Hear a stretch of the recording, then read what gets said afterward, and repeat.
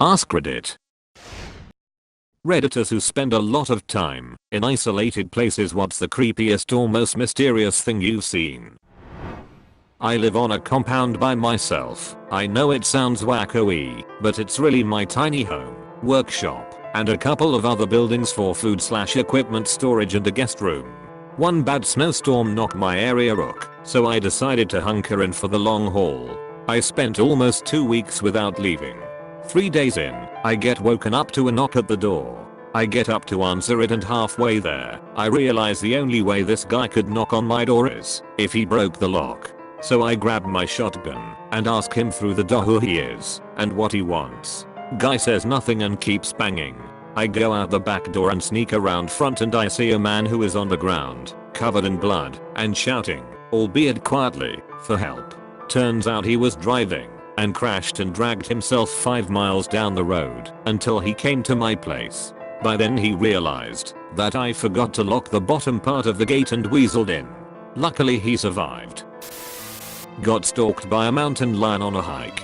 It was late at night. We're in a group of about 5 and didn't have enough flashlights to go around, so we gave one to the person in front and one to me in back. I felt like I was being watched, and so I real quick flashed the light around and turned my head, saw a pair of green eyes attached to a body slink back off the trail a little bit. Our light wasn't powerful enough to get a super good bead on it, but every 30 seconds or so thereafter, I would turn around and flash the light up the trail. Probably saw something about 75% of my turnarounds. It followed us for probably 1/2 hour until we were 10 minutes from the cars. The people I was hiking with didn't notice, and mountain lions don't often jump large groups of adults, but I wasn't really about statistically. We are probably fine at that point. No one else noticed, and I didn't say a word while it was following us. Really didn't want to run the risk of a panic.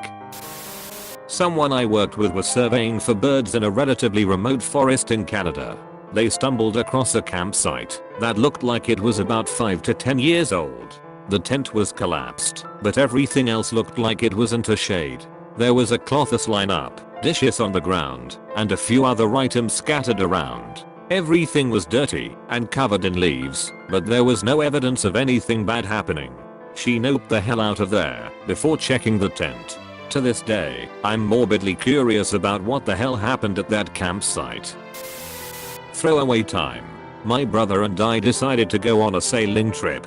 We are both Marines, so we don't get to see each other often.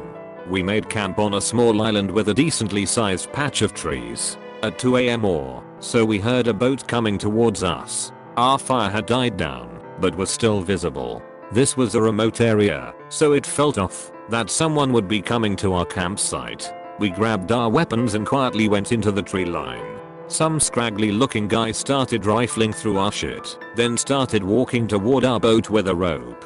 I decided to confront him, and my brother stayed back. To alert this stranger to my presence, I pumped my shotgun and asked him what the hell he was doing in our camp.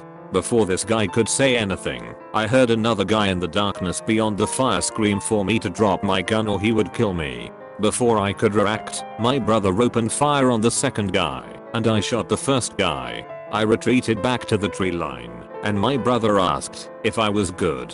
I told him I was alright. We did a perimeter sweep, gathered our shit, and destroyed/sank their boat. When we got back to shore, we contacted the state police and told them what happened. They detained us until our story could be cleared, then released us. So glad we decided to go together, or there's a good chance one of us could have been killed.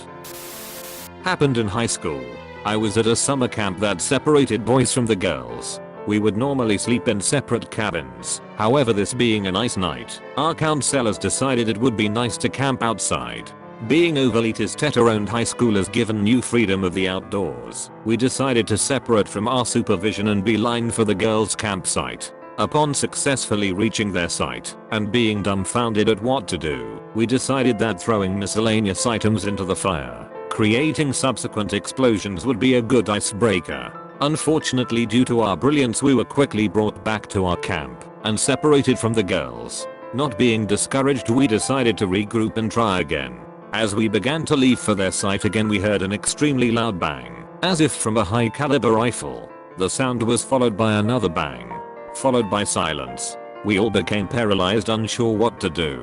Was it from the girl's sight? We were too afraid to find out. We could see a flashlight in the distance mulling around the area. I only remember lying quietly, barely able to sleep, joking with fellow campers who would get shot first if that bang was indeed from a gun.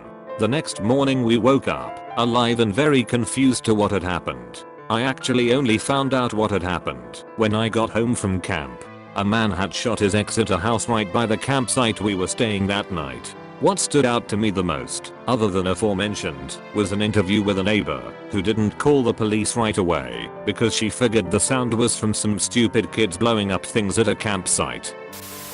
Some friends and I would take my truck up in the mountains during the winter time and tow someone on a tube across the snow. We'd drop the tailgate in my old long bed Ford and a few guys would sit in the back with one of those bazillion candlelight spotlights. When I was driving it'd be fun to make really wide turns in the dark, so the person on the tube didn't have the luxury of headlights or taillights to somewhat illuminate their trail.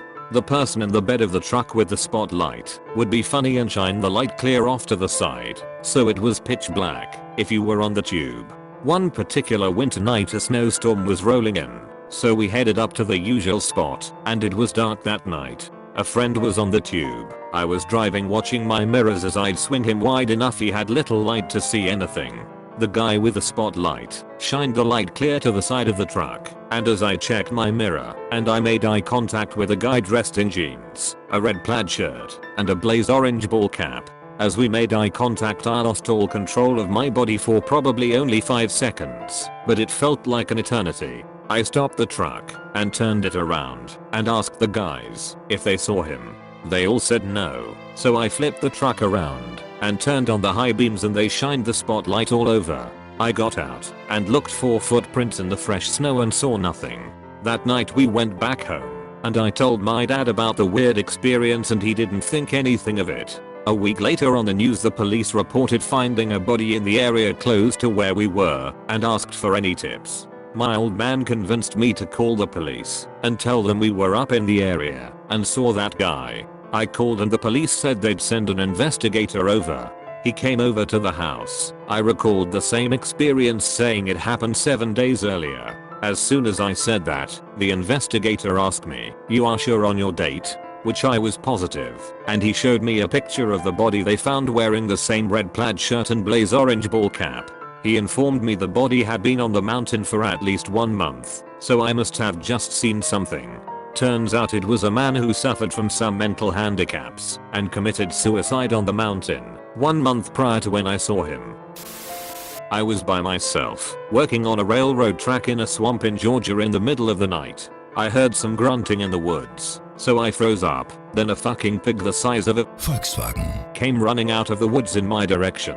It ran right past me, and I hightailed it to my truck. Called it a night after that. The thing that gets me sometimes is the sounds.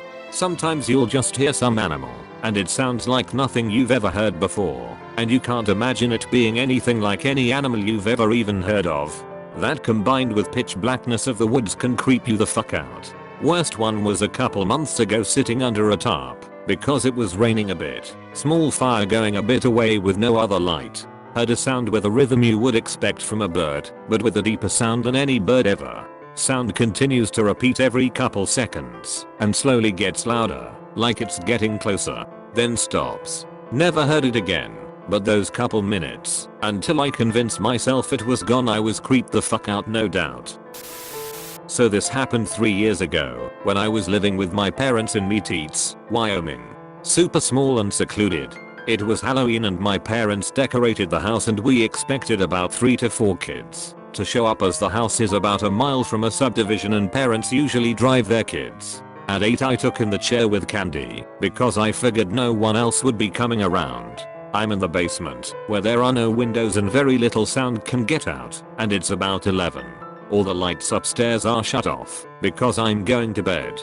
I hear a knock at the side door, which no one ever knocks at. I go upstairs and the floodlight which usually turns on automatically wasn't on. So I flipped on the other light that lights up the basketball hoop area. There's a person in one of those old man masks that have the crazy hair just standing there. He is just looking at the house. He sprints to the back where the patio is. I hear loud banging on the back windows. Honestly, the loudest kicking I've ever heard. I rush over, and the person is just staring. Then he runs away, and I don't hear anything for 5 minutes or so. Then I start hearing the knob to the main door being forcefully jiggled back and forth. I ran upstairs to the bedroom and went to the crawl space in the attic. I immediately dialed 911. This was the first time I ever dialed 911, so I don't know what I was expecting, but the operator didn't seem to be very shocked or wanting to send out a car very quickly. I remember repeating my address like 12 times and the lady kept saying, "Calm down, sir. She wants me to stay on the line." But I'm afraid if the guy got in he would know where I was because of my voice. I hang up and I can hear the knob being slammed like he had a hammer or something. I'm having a full-on panic attack and I'm wheezing trying to get air. Then I hear the side door, original door, being kicked super hard. At this point I'm shaking so bad the dust from the floorboards is flying up in the air. I hear a window smash and I immediately know he's going to get in. I hold my breath, which makes the wheezing worse. I'm going to die. I'm listening to hear footsteps or anything. Nothing.